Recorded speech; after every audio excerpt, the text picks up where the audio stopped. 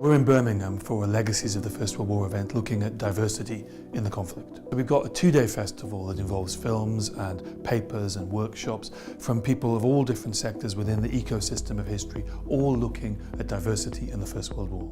We started in 2014 and the aim is to try to capture all the activity that's been going on between academics and communities over the period of the centenary. And so we've got the first of what we call community festivals. There's one in Birmingham, then there's one in Belfast, Cardiff and Glasgow, with a final event in London. I was able to listen to David Olusoga's talk around how he started and how he's doing what he's doing within the field around TV and making sure that there's a visual representation for the narratives out there. Then we had a launch of a report looking at the ways in which different projects have experienced working with academics, in particular those projects that come from black and minority ethnic communities. And then we had a series of events, people presenting different talks. Today we've got an exhibition space. I took part in an arts project after that to do with word association and refugees, which was really fascinating. Many of the films associated with the projects are being shown on a loop, and I sat for a couple of hours yesterday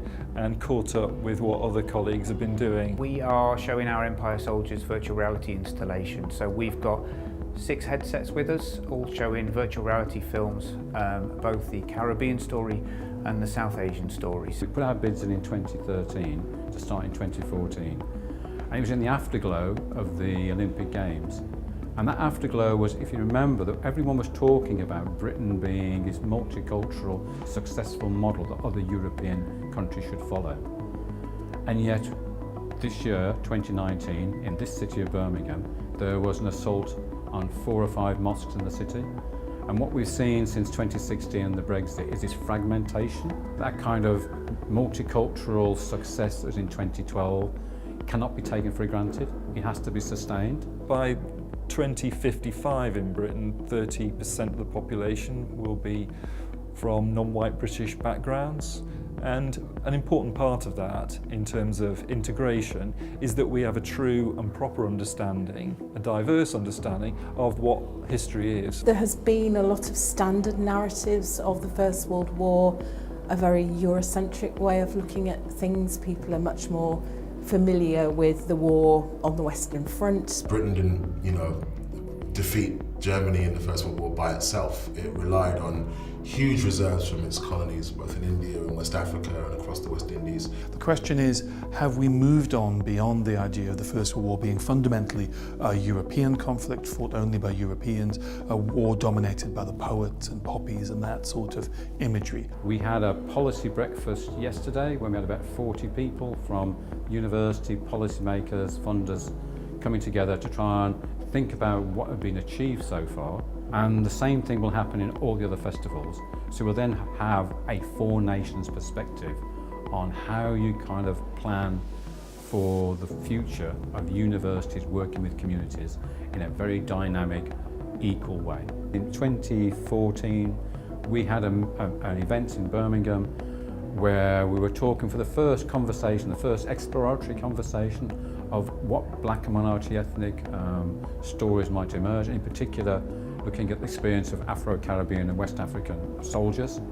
And Soweto Kinch was there. He was very interested in the way that one of the consequences of the First World War was the movement of black Americans into Europe and the movement of jazz music into Europe, and how that had an enormous effect musically on the European scene. Not a lot of people know this, but 100 years ago this year, 100 years ago, 1919, there were race riots up and down the country and across the British Empire and in America as well. So this piece that is evolving gradually and is going to involve 4 incredible dancers and the choreographical genius of Jade Hackett. You're going to see all of that in a bit. But this piece that's evolving is a reflection on that, a meditation on that.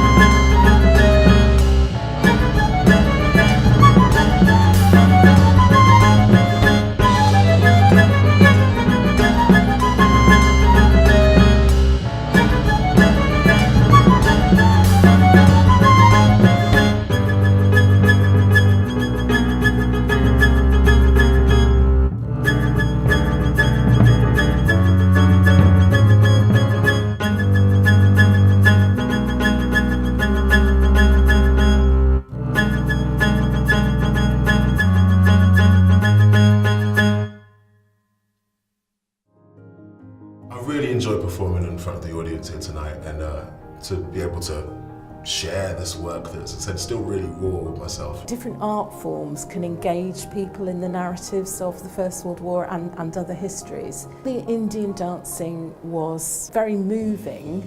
Again, I think it made you think about other people's stories and experiences. So this was kind of transported you to India, and it was very interesting to think about the perspectives of people from those continents, those countries. Books alone and galleries and exhibitions can be a bit staid, but when you've got artistic collaborations, artistic expression, it's a great way of connecting with the raw emotion, I guess, that's generated by this history. It's really nice that it isn't just restricted to those delegates, those kind of research and historical experts who are coming onto the festival. It's here and it's open for everyone. Young people come to it in an almost desultory way, but actually, almost in spite of themselves, get engaged by a project like this. The academics who are very excited about their new works coming in and saying, how can we share this with you? Then you've got those who are just up and coming with their research. It's been really good sets of discussions,